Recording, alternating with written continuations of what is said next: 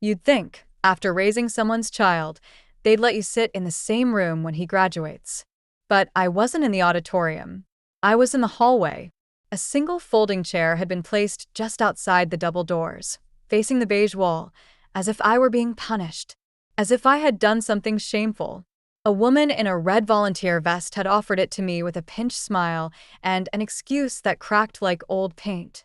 "There's a mix-up with the seating chart," she'd said. "But we found you a spot right here. You'll still hear everything." I nodded, because that's what women like me do. Women who have spent their lives being useful but invisible. We nod. We smile. We swallow it down. I sat. And I listened. Through the heavy auditorium doors, the principal's voice echoed faintly, calling names one by one as proud families inside erupted in applause.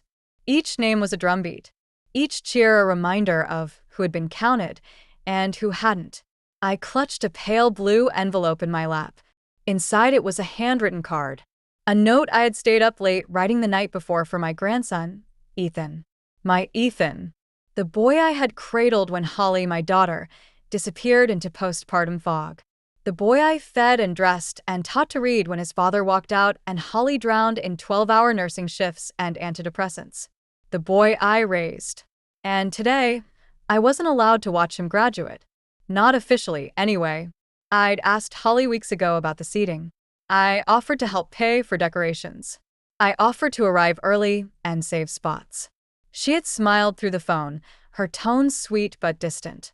"Don't stress, Mom. It's all taken care of." When I asked if I could sit near the front, she was vague. "It'll be tight," she said. We had to prioritize immediate family. Immediate family. I guess that no longer included me. The irony was sharp. When Holly was 22, broken and terrified, she had called me sobbing in the middle of the night. Ethan was 6 months old. She had no money, no partner, no plan. She moved back into my home with a baby, a diaper bag, and a box of regret. I never once said, "I told you so." I just made up the guest room and rearranged my entire life. I went back to working part-time. I cooked, I cleaned, I read baby books, and watched YouTube tutorials on sleep schedules. I put Ethan on my health insurance. I took him to his first checkup, to the dentist, to the parent-teacher conferences. When Holly started dating Craig, I didn't object. Even when he was stiff and quiet around me. Even when I started noticing the small ways she shifted, how she stopped calling me every day, how decisions began to happen without me. I told myself it was a good thing. She was building a life. She was healing. She deserved it. But what I didn't see coming was being erased from the story. And now here I was, sitting in a plastic chair in a hallway that smelled of bleach and bulletin board glue, listening to my grandson's name inch closer and closer up the roll call, each name tightening the knot in my chest. I glanced down the hallway. No one looked my way. Parents were still arriving, bustling through the main doors and being ushered toward rows of plush red auditorium seats. No one else had been relegated to the hallway. Just me. I wasn't late. I wasn't uninvited. I just wasn't considered. A few feet away, through the slim rectangular window of the auditorium door, I could see Holly sitting on the aisle, third row. Her hair was pulled back in a sleek bun. She was wearing that navy dress I'd once bought her for a promotion party years ago. Craig sat beside her, filming the stage with his phone. Neither of them looked back. My phone buzzed in my purse. It was a message. From Callie, my old neighbor and Ethan's godmother. "Are you inside? I don't see you." I typed back, "No." They asked me to sit in the hallway. Mix up, apparently. Her reply came instantly. "What? That can't be right. Want me to say something?" "No." "Please don't. Just let it be." Because what would I even say? Please let me see the child I raised? Please don't forget I existed? It wasn't the seat that broke me. It was that no one noticed I wasn't there. Suddenly, the crowd inside erupted into applause. I sat forward. I knew that name. The principal's voice rang out again, this time louder, more amplified by the crowd's swell. "Ethan Langley, summa cum laude." I stood up instinctively and moved closer to the door's window. And there he was. My Ethan. 18, towering, beautiful. His hair a little longer than usual. His smile wide, humble, lit from within. He took his diploma and gave a quick nod to the audience. Then he looked toward the third row. At Holly. At Craig. They beamed. Holly was already crying. Ethan smiled and waved. Then turned away. He never looked toward the door. Never glanced outside. I stood there a moment too long, one hand resting on the frame like I was holding myself up. Then I sat down again. Slowly. I took out the envelope, smoothed the flap, and added one last sentence to the card. No matter how far you go, I will always be the place you came from, even if you forget. I tucked it back in, and then I did something I never imagined I would. I slipped the card under the auditorium door, pressed the small bouquet of daisies beside it, and walked down the hallway without looking back. Because I had already been left behind. But that didn't mean I had to stay. Before we continue, take a moment to let me know where you're watching from in the comments, and don't forget to like and subscribe to more powerful stories like this one. The walk to the parking lot felt longer than it should have. My shoes, practical beige flats, made soft scuffing sounds against the school's tile floors. I kept my head high, even as the applause inside swelled again, this time for the valedictorian speech. Ethan was probably still on stage, smiling, proud. And he should be. He earned every bit of that moment. But it didn't erase what had just happened. The spring sunlight outside was too cheerful. It painted the parking lot in gold, made the edges of windshields sparkle like something magical. But inside me, there was only gray.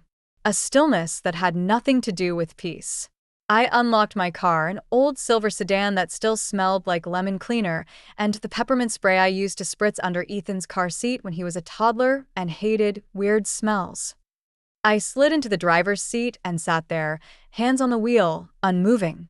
This wasn't the first time Holly had made me feel like an outsider. It just happened to be the most public. I thought back to last Thanksgiving. She and Craig had rented a cabin 3 hours away. I offered to help cook. Offered to bring my pies. Holly told me, we're just doing something low-key with a few of Craig's work friends this year. Simple. When I asked if she wanted help with Ethan's favorite stuffing, she just said, we'll see you next time. There was no next time. Christmas came, and she sent a gift card with a generic note. Thanks for all you do, Mom. Hope you treat yourself. Treat myself? I had spent that morning making Ethan's favorite cinnamon rolls. They sat untouched in my kitchen for 3 days before I finally threw them out. I started the engine now, but didn't shift out of park. The last time I had been truly included in one of Ethan's milestones was his middle school science fair. He had made a working model of the solar system, every planet painted by hand. Holly didn't show. She was called into a last-minute shift, but I was there, clapping the loudest when he won 3rd place. When they handed him the ribbon, he ran straight to me and shouted, "Grand! We did it!" That boy had once needed me like breath. And now I was watching him grow into someone I barely recognized from behind a closed door. My phone buzzed again. This time, a new message. Holly. Hope the seating wasn't too bad. The ceremony was amazing. We're taking pics now with the family. Come say hi when we're done. No apology. Not even a hint of regret. Just a breezy acknowledgement, as if I'd been offered a slightly less comfortable seat at a brunch, not a hallway in which I sat like a ghost at the edge of his life. I didn't reply. I turned the ignition off and sat back in my seat, watching as a few more families trickled out of the building toward their cars, arms full of flowers and gift bags. That was supposed to be me. But now, I wasn't sure what I was anymore. It was almost 5 p.m. by the time I returned home. The front door creaked the way it always did, soft and familiar, and I let the silence of the house wrap around me like an old shawl. Comforting. Heavy. I set my purse down on the entry table, pausing at the framed photo beside it. Ethan, age 6, in his Halloween costume, a cardboard robot we built together out of cereal boxes and aluminum foil. His grin was crooked, missing teeth. One of his hands was wrapped around mine, the other holding his trick-or-treat bucket. I had forgotten I still kept that photo there. Back when he insisted I walk him to school. Back when he called my cooking restaurant level. back when I mattered. I walked into the kitchen and set the kettle on. Tea always helped, even when it didn't. As the water heated, I opened the drawer beside the stove. It stuck slightly. I tugged harder. It came loose with a sigh, revealing what I had expected, my stack of just-in-case notes. Over the years, I'd written Ethan dozens of them. For his lunchbox, for his backpack, for birthdays, for nothing at all. I pulled one out at random. Remember, brains are great, but kindness is better. Proud of you always. Grand. I folded it carefully and tucked it into my pocket. Not for him this time. For me. An hour later, I heard the chime of a new message. Another from Holly. Heading to dinner now. Want to meet us at Paloma's? Should be quick. Just a few people. So now I was invited. After the ceremony. After the pictures. After the real moments were over. I stared at the message, thumb hovering over the keyboard. Then I typed back. Thank you for the invitation. But I think I'll sit this one out. I turned off my phone after that. Not because I was angry, but because I didn't want to be tempted to wait. To check. To see if she responded. I walked into the living room, poured my tea, and sat down in the old chair by the window. The one Ethan used to curl up in while reading Harry Potter aloud to me in second grade. Outside, the neighbor's wind chimes caught a breeze and sang softly. I closed my eyes and listened. For once, I didn't feel guilty for choosing myself. I didn't cry, but I did whisper something I hadn't said in years, at least not out loud. You raised him. You were there. You loved fully. And that will always count, even if they pretend it doesn't. 2 years before the hallway seat. 2 years before I sat outside my grandson's graduation like a stranger, there was a birthday party. Not mine. Not Ethan's. Holly's. She had just turned 38 and decided to host a rooftop dinner at a boutique hotel in the city. String lights, small plates, expensive wine. She sent out digital invitations with gold borders and a dress code. Urban elegant. I remembered pausing when I saw the message. Urban elegant. I'd asked her once gently, is that just black pants and something nice? She laughed through the phone. Just wear what makes you feel sharp, Mom. You'll look great. I chose a long navy wrap dress with pearl earrings. Simple, but it made me feel, well, appropriate. Like I could belong in a room filled with people who used words like vertical integration and brand scaling as if they were discussing weekend plans. I remember arriving 5 minutes early. I always do. The hostess barely looked up when I gave my name. She motioned me toward the elevator with the kind of disinterest reserved for people who ask too many questions. When the doors opened onto the rooftop, I was met by a blast of trendy music and a group of strangers, young, stylish, laughing too loudly at things that weren't particularly funny. I searched for Holly. She stood near the glass railing, wine glass in hand, laughing at something Craig whispered in her ear. Ethan wasn't there, too busy with exams, apparently, but I'd brought her a gift. A framed photo from when she was 7. Birthday candles, frosting on her nose, and me in the background, clapping. I thought she might appreciate the nostalgia. She didn't. When I approached, she smiled automatically, hugged me, then quickly handed the gift off to someone without even unwrapping it. Oh, Mom, thank you. I'll look at it later. So sweet. So sweet. The same way someone describes a child's drawing before tossing it in a drawer. I took a seat near the edge of the group and quietly sipped my club soda. No one spoke to me. A few nodded politely when I smiled. One woman leaned over and said, "You're Holly's mother," I replied. She blinked. "Oh wow, you look, really understated. I thought you'd be more like her." I'm not sure what she meant. More like her? More expensive? More filtered? More invisible? I just smiled. Later that evening, someone passed around their phone to take a group picture. Holly stood at the center. Craig to her left. Friends clustered close. She waved me over. "Come on, Mom. You're part of this." I hurried to join them, adjusting my dress, hoping not to look too winded or too wide. I stood 2 people down from her, smiling awkwardly, heart fluttering in that silly, hopeful way. I never saw the final photo until weeks later. Holly posted it to her Instagram. Caption: Grateful for my tribe. Couldn't ask for a better circle. The image was cropped Tightly. My shoulder was the only thing visible, just the edge of my dress sleeve. Not my face, not my name in the caption, just a dark blur in the background of her shining circle. I didn't ask her why she cropped it. I didn't even like the post, but I saved it because part of me needed to remember that moment, the way she had clipped me out, not with cruelty, but with precision. Like I didn't fit the aesthetic. Like I was fine in person, but didn't belong in the memory. It was one of many small moments, scattered like breadcrumbs I should have followed more closely. Breadcrumbs that led to the hallway, to the envelope I left beneath the door, to the realization I could no longer pretend that things would fix themselves. Now, sitting by the window with my tea gone cold, I opened the drawer of my side table and pulled out the photo again. The one I had framed for her birthday. She never took it home. I had quietly brought it back that night, tucked into my bag like a forgotten umbrella. In it, Holly was 7 years old. She had chocolate frosting on her cheek, wide eyes, missing teeth. I was behind her, caught mid-clap, hair frizzed from the kitchen, face flushed with joy.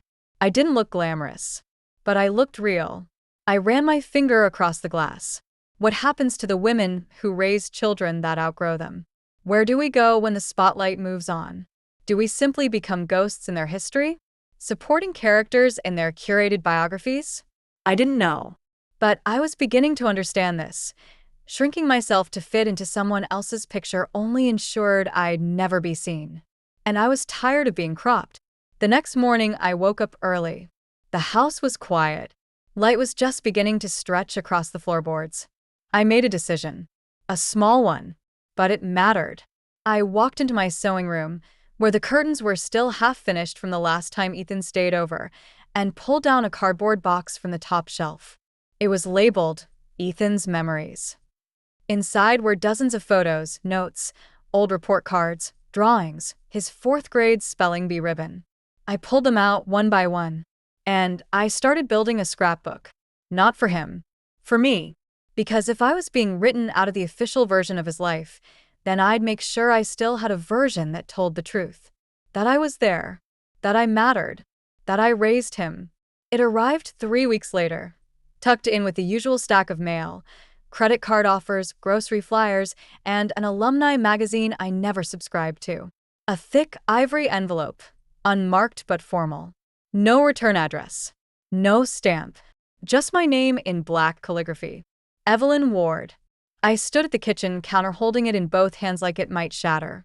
It was weighty, heavier than a card. The paper was textured, expensive. I recognized the type. It was the kind Holly used for her wedding invitations. Stationery that came in bundles of 50, lined in gold. I stared at it for a long time before opening it. Inside was a folded tri-panel card with an embossed heading. The 28th Annual West Ridge Academic Honors Gala. A night to celebrate excellence in youth leadership and achievement. My fingers tightened slightly. I kept reading. Honoring this year's recipient of the Youth Humanitarian Distinction Award, Ethan Langley. You are cordially invited to attend as a guest of the honoree. I blinked. Then read it again. Guest of the honoree. There was no note. No personal message. No, can't wait to see you. Just the formal invitation, impersonal and pristine, like something crafted by an event planning software. I looked at the date. 3 weeks from Saturday. Black tie optional. Hosted at the Civic Arts Ballroom downtown. 6 p.m. reception. 7 p.m. ceremony. I set the card down and exhaled slowly. I should have felt proud. I was proud. Of him. But something about the formality, the silence surrounding it, felt less like an olive branch and more like an afterthought. Like a seat was available, but only if I brought my own chair. I walked to the fridge, opened the door, stared at nothing. This invitation wasn't from Ethan. It was from the event organizers. And Holly, well, she hadn't said a word. No call. No text. No, you got it, right? She wanted me there, but she didn't want to ask. She wanted the appearance of unity, not the labor of it. I closed the fridge, still empty-handed. I returned to the envelope and lifted the card again, flipping it over. A small line printed on the back read, "All honored guests will be seated at reserved tables near the stage." So, not the hallway this time. Not the outer edge. A real seat. Still, I hesitated. There was something about invitations that didn't feel like invitations. About being included by default, not by desire. It felt like a test. A test I had taken many times before, the kind where no matter how well I prepared, I always left feeling like I'd missed the one question that mattered. But I wasn't that woman anymore. At least, not completely. Later that night, I sat at the edge of my bed with the invitation in one hand and the scrapbook in the other. I had spent the past week filling pages with carefully chosen photos. Ethan on his first day of kindergarten. Ethan asleep on the couch with a toy truck in his hand.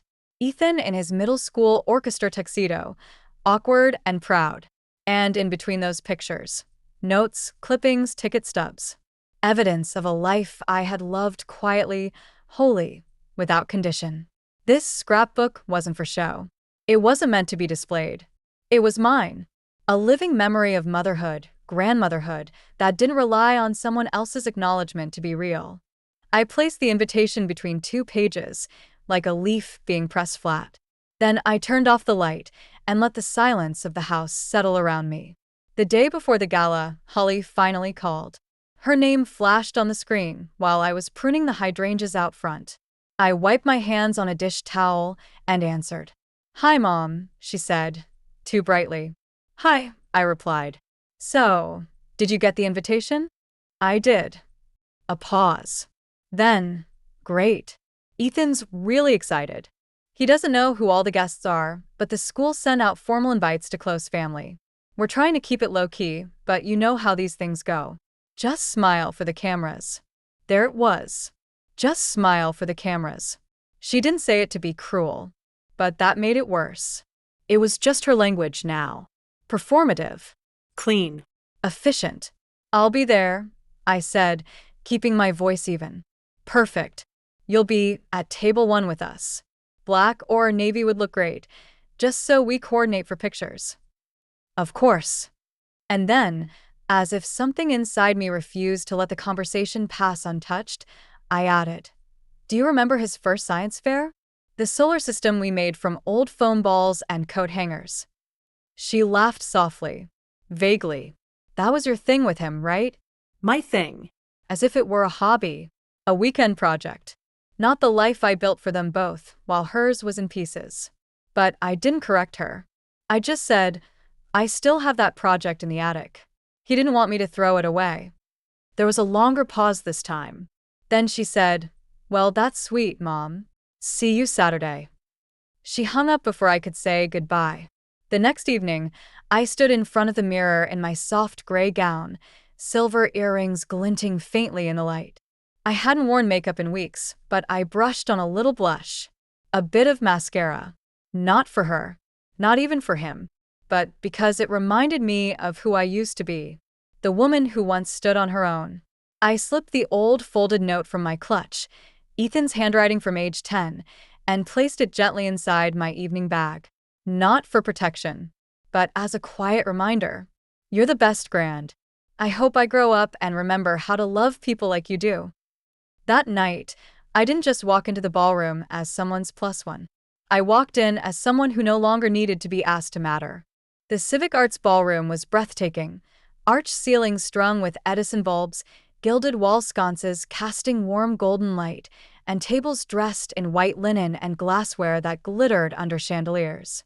It was the kind of place designed to impress, to curate elegance, to make you forget, even briefly, that not everything polished is precious. I stepped in slowly, letting my eyes adjust to the soft dazzle of it all. A young man with a clipboard near the entrance scanned my name. "Evelyn Ward," I said, quietly, clearly. He smiled and gestured toward the inner aisle. "Table 1, just ahead.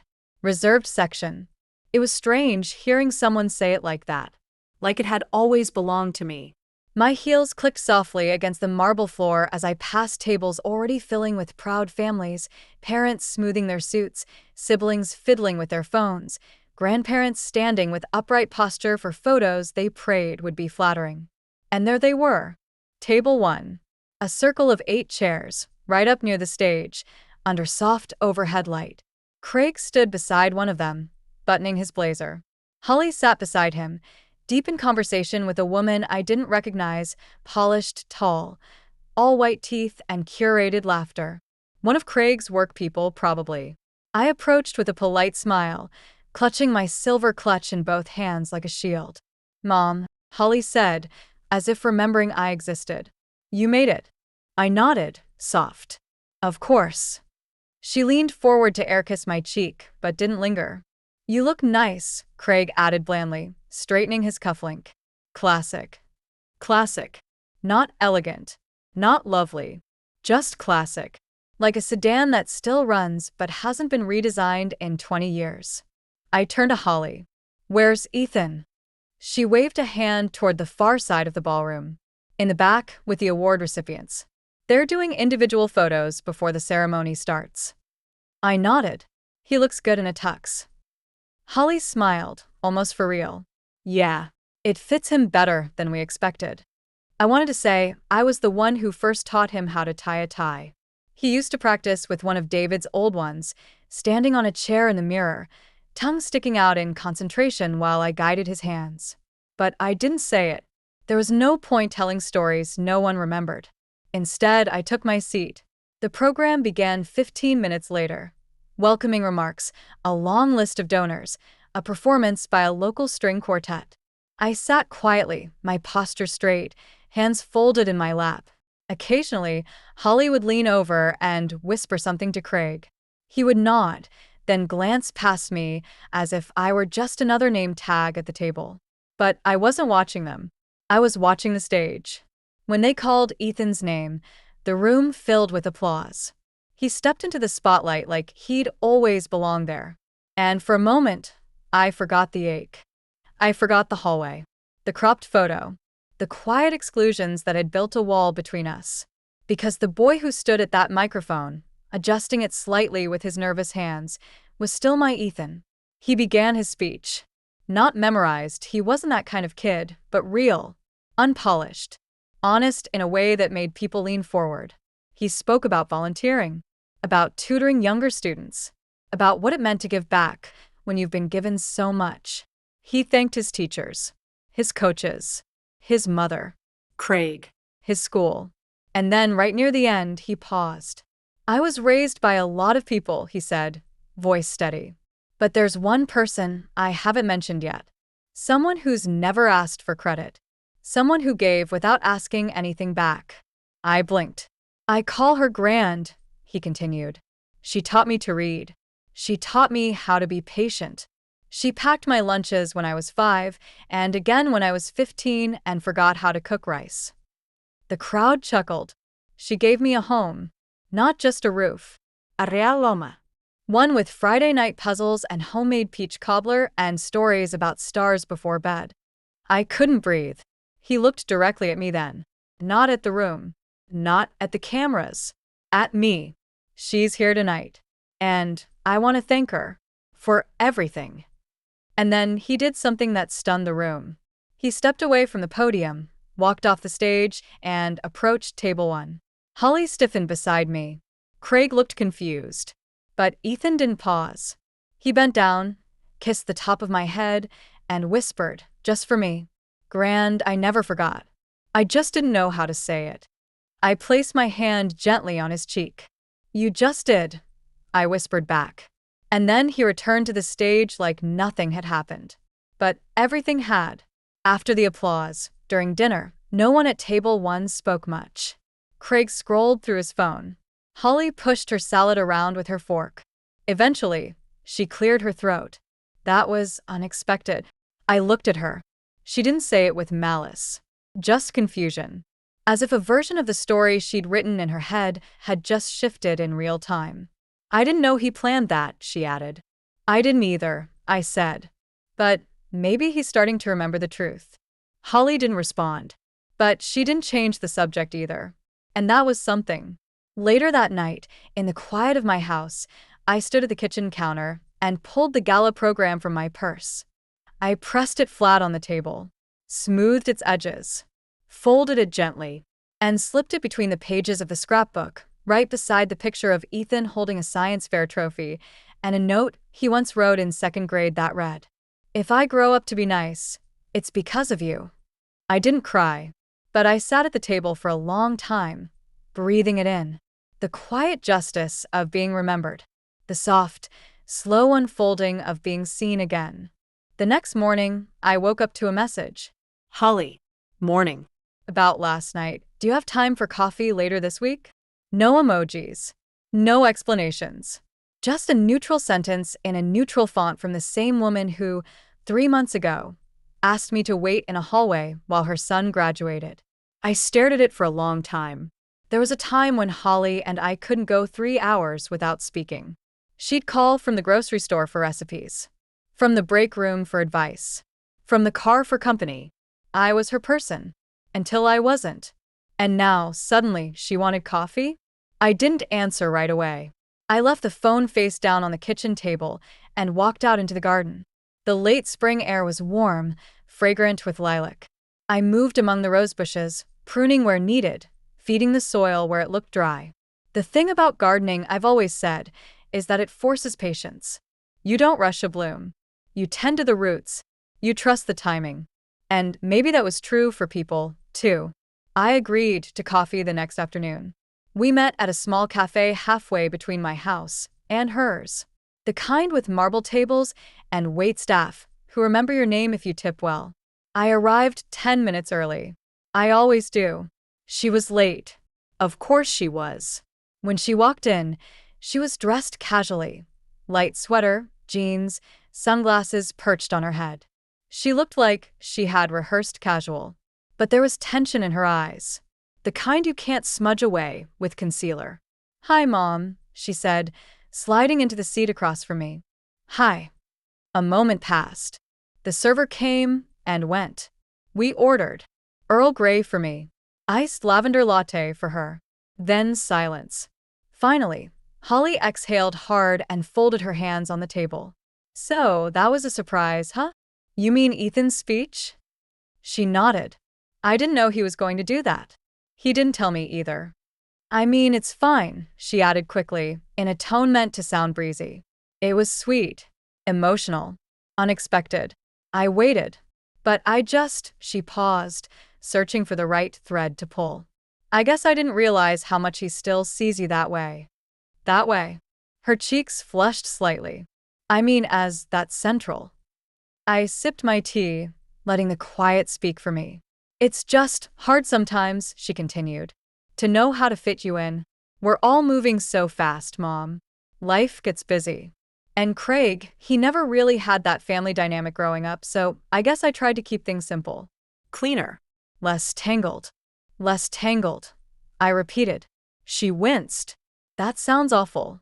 "It sounds true," I replied. She looked down at her drink, stirred it. Didn't sip. "I wasn't trying to erase you," she said after a beat. "No," I said softly. "But you didn't stop it either." We sat in silence again. "I guess I just thought you'd always be there," she added, eyes glistening now. "Whether we noticed or not, you've always just been there." I nodded slowly. Yes. "I have." She sniffled, wiped her cheek. And I think somewhere along the way, I took that as permission. Not to be cruel, just to reprioritize. Without realizing what that meant. I looked at her, then really looked at her. The woman she'd become. Polished. Poised. Pressured. Still, somewhere beneath all of that, was the girl who used to fall asleep on my shoulder during car rides. The one who once said, "Don't ever get old, Mommy, or I'll be sad forever." I could have stayed angry. I could have weaponized silence, guilt, the hurt. But I had come too far. So I said, "It's not about always being in the center. It's about not being edited out entirely." She nodded, a tear finally slipping free. "I'm sorry, Mom." I reached across the table, rested my hand over hers. You don't have to say everything today, but start noticing. She squeezed my fingers once, then let go. And that was enough for now. That evening, I returned home to a quiet house that no longer felt quite as hollow. I walked into the sewing room and opened the scrapbook. I added a new page. At the top, I wrote in cursive, "The day she noticed." And beneath it, I taped the coffee receipt and a Polaroid I'd taken in the cafe years ago, Holly, age 10, with whipped cream on her nose, grinning over a strawberry milkshake. Some memories aren't for display. Some are just for us. But they still matter. 3 days later, I received another message, this time from Ethan. "Hey, Grand, want to come with me to tour the campus next weekend? Mom's got work and said I should ask you." I stared at the screen for a long time, not because I was surprised, but because this time, I wasn't the backup plan. I was the first call. The campus was beautiful in that way only a summer-soaked Saturday morning can be. Old brick buildings framed by green ivy, students tossing frisbees on the quad, and tour guides waving color-coded flags like they were leading a parade. I parked at the south lot by the student center, 10 minutes early as always. The air smelled like cut grass and baked concrete, and I felt strangely nervous, as if I were about to take the tour myself. Ethan arrived a few minutes later, hopping out of a rideshare in dark jeans and a graphic tee that read, "Think big. Stay soft." He looked like a young man still trying to decide who he was allowed to be. He spotted me immediately and smiled wide. Grand. That word had never felt more grounding. I opened my arms and he hugged me, tight and familiar, the way he always used to. No hesitance. No performance. Just love, unfiltered. "You ready to pretend we care deeply about dorm dimensions?" I asked with a grin. He laughed. "So ready." The tour moved slowly, as college tours do, long pauses at landmarks, forced jokes from the tour guide, and groups of nervous parents clutching brochures while their kids looked at their phones. Ethan and I hung back from the main crowd, walking side by side. "This place is nice," he said, glancing up at a towering science hall. "Not too flashy. Just right." "It fits you," I said. He looked over at me. "Thanks for coming. I didn't want to do this alone." I nodded. "Of course."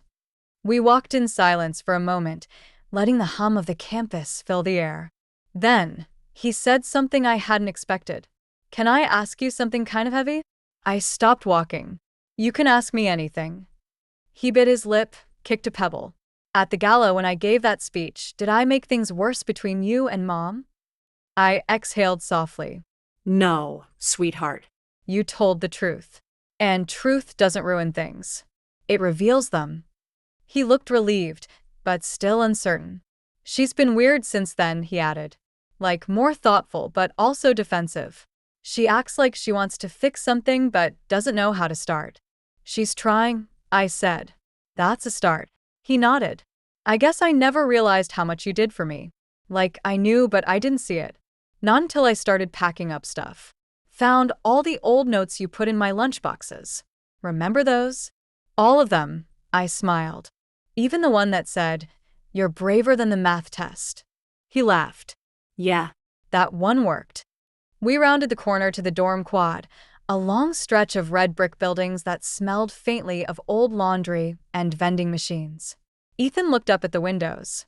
"I think I'm scared," he said suddenly. To leave. "To start over. To be without." Without your mother, I thought. Without structure. Without certainty. But what he meant, what I knew he meant, was without me. I didn't speak at first. Just rested a hand on his shoulder. "You'll never be without me," I said gently. "You might be on your own, but I'm in everything you take with you. Every time you make someone feel heard. Every time you pause to notice a quiet person.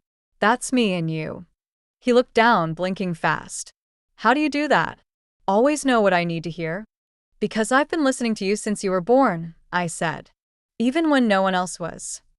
We found a bench near the student union and sat under the shade of an old maple tree. Ethan leaned back, arms draped over the seat. "I want to do good things, Grand.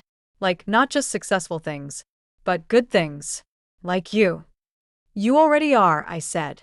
You just don't always see it yet. He glanced over, more serious now. Can I ask you for a favor? Anything. If I get in here, will you come help me move in? Like, just us? Before Mom and Craig show up? I looked at him. Really looked at him. He wasn't asking to exclude them. He was asking to keep a piece of us untouched.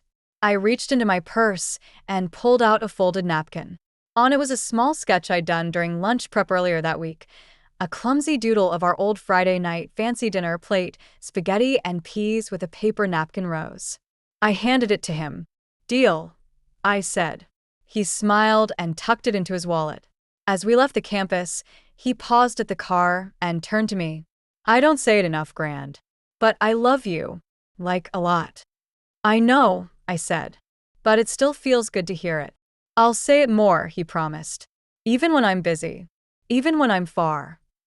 I cupped his cheek, the way I used to when he had chickenpox and needed to feel tethered to something solid. You don't owe me your time, I whispered. Just your truth. And he nodded.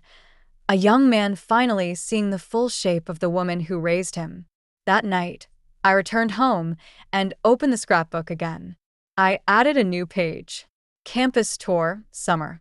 You don't owe me your time. Just your truth. And beneath it, I pressed the napkin sketch I had given him. For years, I had been giving pieces of myself away, quietly, invisibly, hoping they'd matter. Now, I was finally watching one of them grow into something that stood on its own. Not because I asked for recognition, but because love, when real, always leaves a mark, even when it takes years to show. The text came 3 days later, at 10:04 p.m., just after I had finished watering the hydrangeas and settled in with a book. Holly. Do you still have that scrapbook you used to make for Ethan? Could I see it sometime? I stared at the message for a long time, thumb hovering. She hadn't asked about it in over a decade. Back then, she used to roll her eyes when I showed her the new pages. Mom, he's not going to care about every single drawing he ever made. But I cared, because I was the one who saw him first. And now, she was asking to see what I'd been curating in silence all these years. Not out of obligation. Out of something new. Curiosity? Remorse? A need to remember what she had tried so hard to simplify? Whatever it was, I said yes. She came over that weekend. No Craig. No Ethan. Just her. The house was already clean, but I found myself fluffing the pillows anyway. Old habits. When she arrived, she stood in the doorway like someone afraid to enter her childhood home, even though nothing had really changed. The creaky hallway floorboards still creaked. The chipped blue tile in the kitchen still caught the morning light just right. But I could tell. She felt like a visitor now. Maybe for the first time, she understood she wasn't the only one who had grown. I offered her tea. She said yes. We sat in the living room. She didn't speak for a moment. Just looked around. Her eyes lingered on the photos along the mantel, mostly of Ethan, but a few of us too. Me holding her in a hospital gown. Her in pigtails with 2 front teeth missing. And then one. The 3 of us in the backyard, Ethan on her shoulders, me behind them both, arms outstretched like I was holding them in place. I forgot about that day, she whispered. I didn't. It was a Sunday. They had both been sick the week before, and that was the first day we all felt well again. I'd baked banana bread. We had eaten on the porch.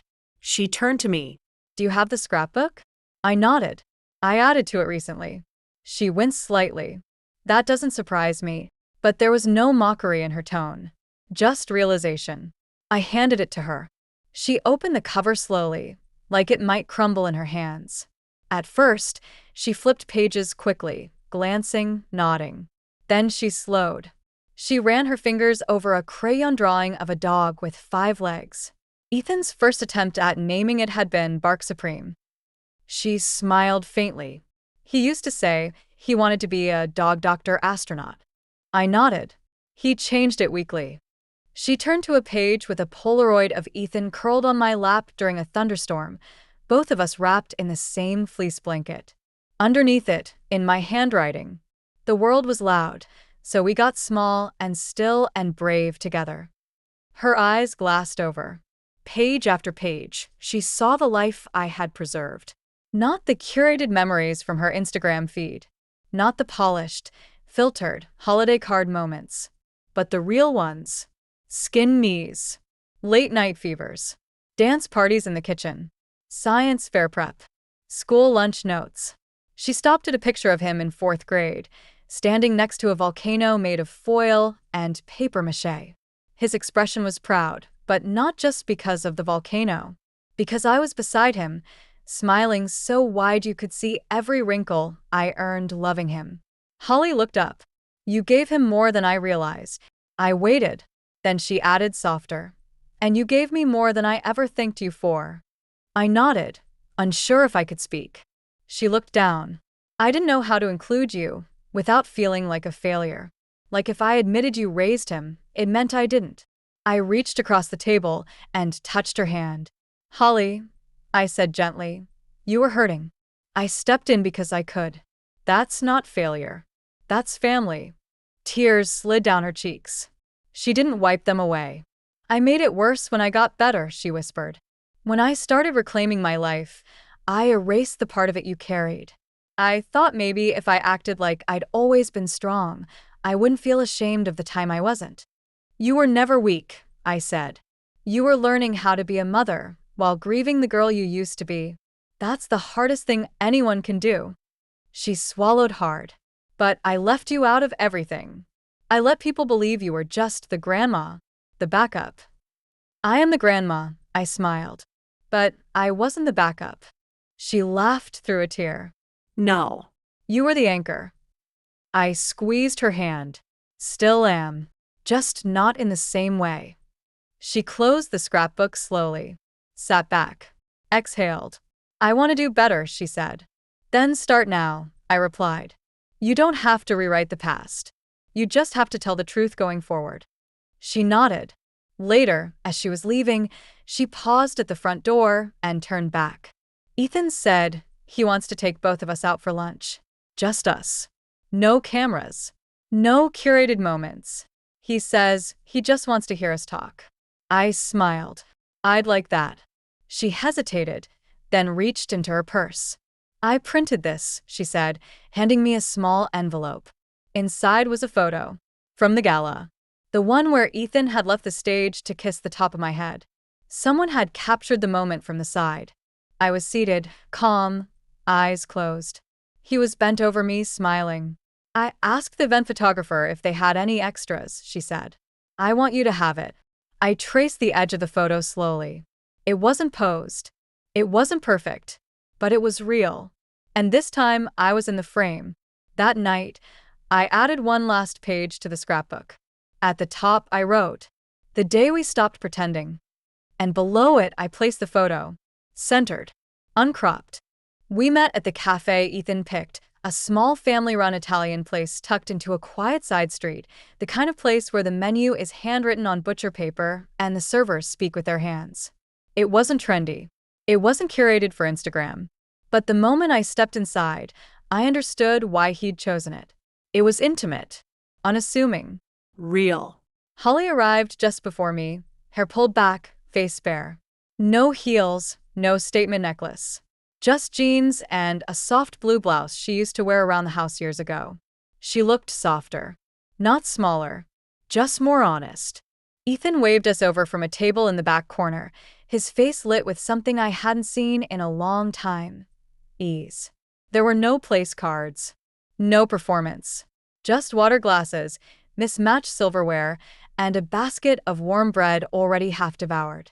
Sit wherever, he said as we approached. It's not that kind of lunch. We laughed, genuinely, and took our seats. The server came quickly, and we ordered. Nothing fancy. I got the spinach ravioli. Holly chose the chicken piccata. Ethan ordered lasagna with double cheese and grinned like a kid when the waiter gave him a thumbs up. It felt almost surreal.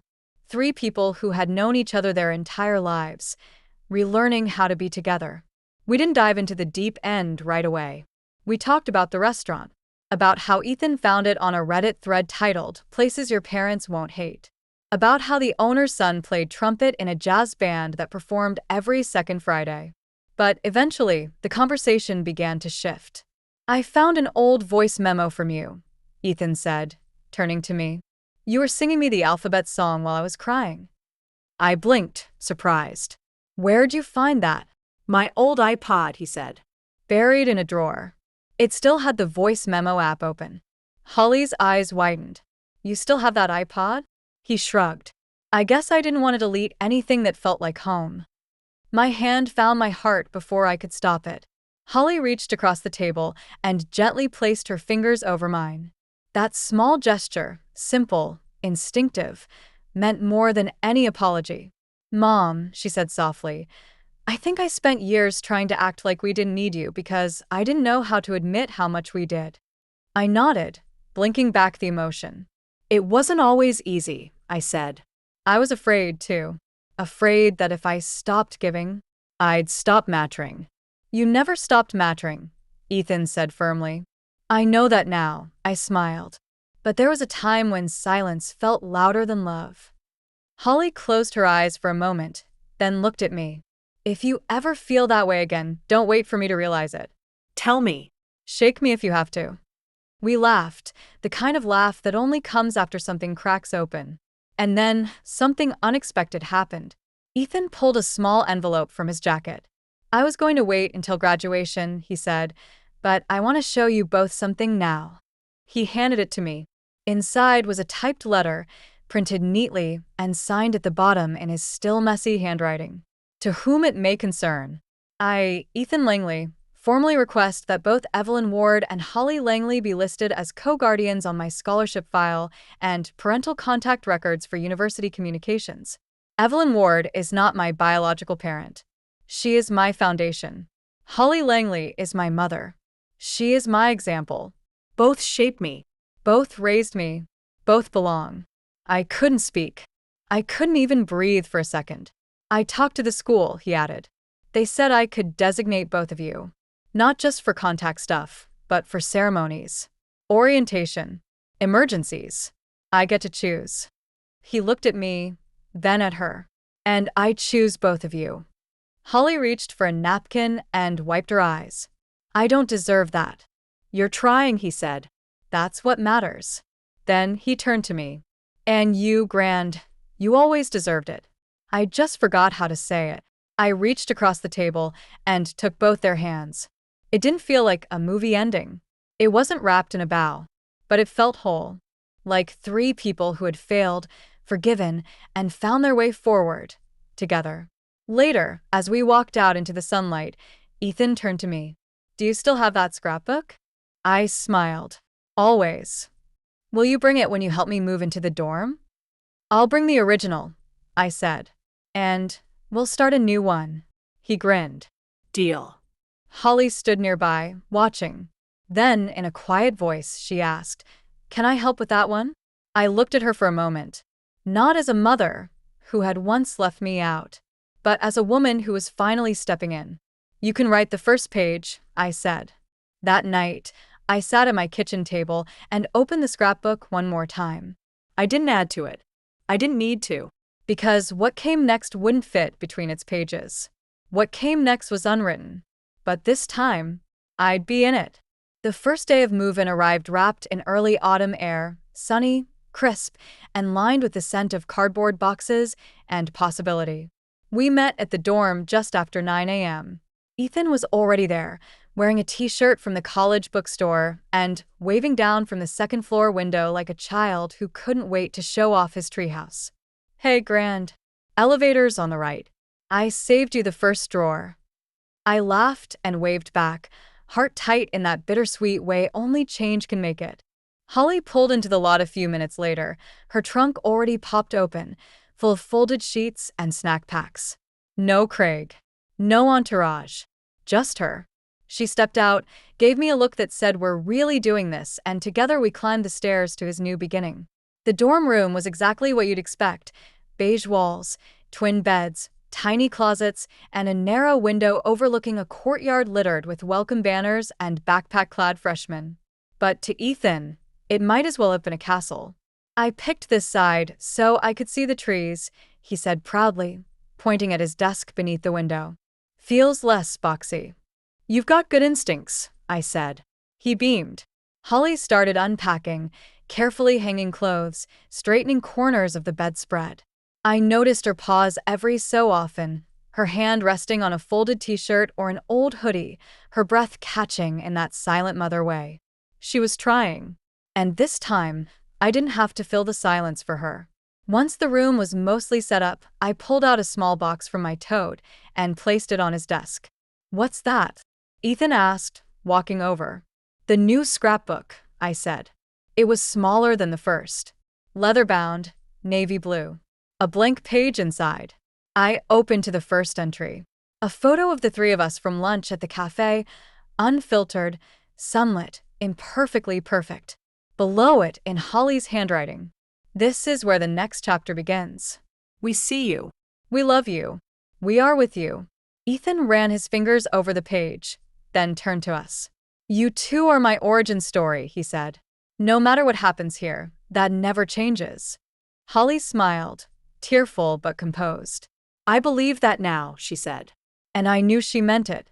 We spent the next hour laughing over his questionable kitchen supplies, debating whether he needed more than 2 plates, and tucking notes into his desk drawers, mine a folded message inside his dictionary.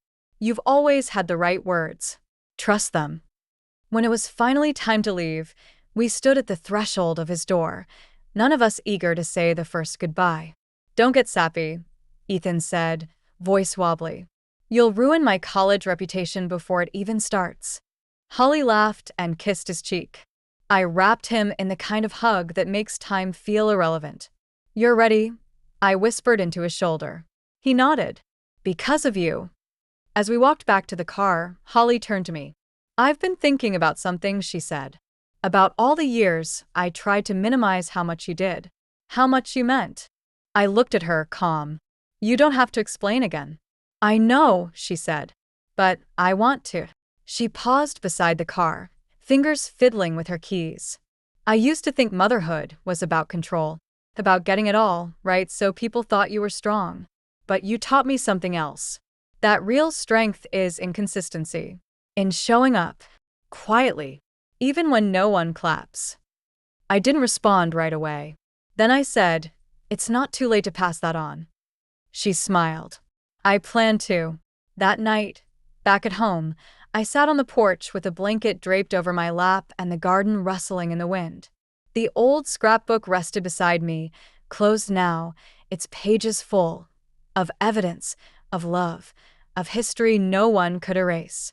And beside it the new one, empty still, save for that first photo. But I wasn't in a rush to fill it. This chapter would write itself in time, because I had finally learned. I didn't need to be in every picture to know I had shaped the frame.